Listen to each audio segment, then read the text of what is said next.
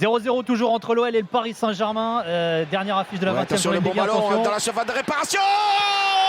Oh, il est beau. Peu but pour l'Olympique Lyonnais signé Paqueta.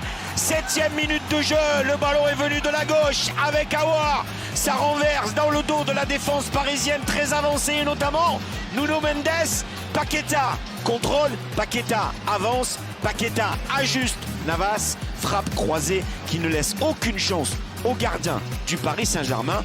Ça ne pouvait pas mieux débuter pour l'Olympique Lyonnais. Et Peter Bosz qui se retourne vers son banc et son staff et qui est satisfait, mais il reste les bras croisés, très concentré parce qu'on est au tout début de cette rencontre. Mais il doit se dire, j'ai peut-être bien fait d'entrer, de titulariser Lucas Paqueta. On rappelle, il faisait partie des Covidés parce que Peter Bosz a récupéré que 9 joueurs le 30 décembre dernier.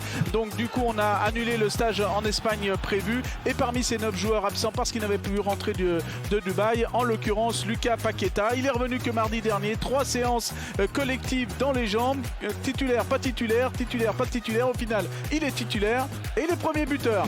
Ça vaut le petit bisou de la compagne de Jean-Michel Aulas sur la joue du président de l'OL en tribune officielle. Donc on savoure du côté de oui, parce l'OL. qu'il y a de quoi savourer parce que, comme on dit chez nous, Nico et chez lui aussi, c'est un vrai golasso. Parce qu'il est magnifique ce but. Contrôle de la poitrine, frappe du pied droit, qui est quand même pas son pied fort.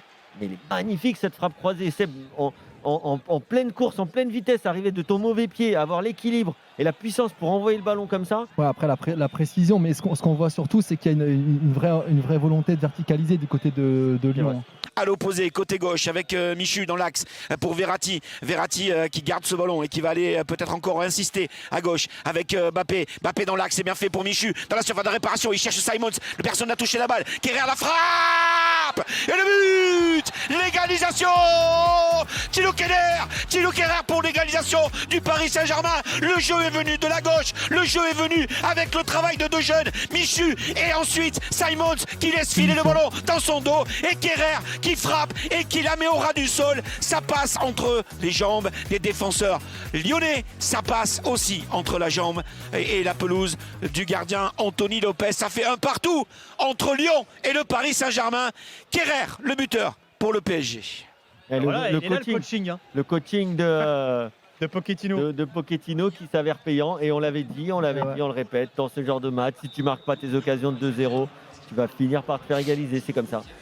On a dépassé le temps additionnel de 30 secondes. François Le Texier a mis le sifflet à la bouche. C'est terminé sur ce score d'un but partout entre Lyon et le Paris Saint-Germain. Une première période où les Parisiens étaient complètement endormis. Paqueta avait ouvert le score à la 8e minute. Une deuxième période où les Lyonnais ont vraiment souffert physiquement face à des Parisiens beaucoup plus inspirés. Un repositionnement de Wijnaldum et l'entrée des jeunes. Michu avec Simons, avec également Kerrer, le buteur à la 77e minute plus Dina Ibembe. Le coaching de Pochettino a payé sur la deuxième période. Ils n'étaient pas très loin d'en mettre un deuxième sur le coup franc de Mbappé à la 81e minute détourné par le poteau pour sauver Anthony Lopez. C'est un moindre mal pour les Parisiens.